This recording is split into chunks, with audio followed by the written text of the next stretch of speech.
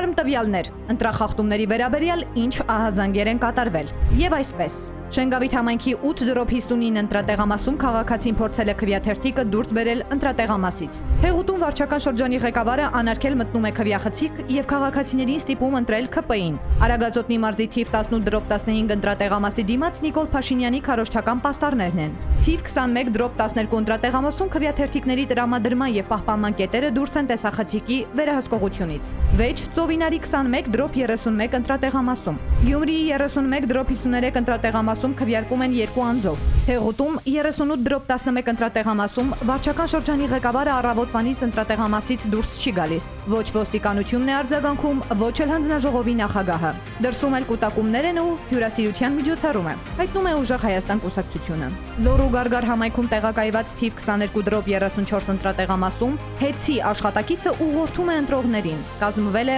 արձանագրություն։ Արարատի 12/25 ընտրատեղամասում համայնքի ղեկավարը դիմավորում ուղղորդում է բնակիչներին։ Ընտրական օրվա ընթացքում արձանագրվել են քվեաթերթիկներ ընտրատեղամաս բերելու, ինչպես նաև ընտրատեղամասից դուրս հանելու դեպքեր, տեղեկացնում է Հայաստան կուսակցությունների դաշինքը։ 36/33 ընտրատեղամասում բաց քվեարկություն է իրականացվել։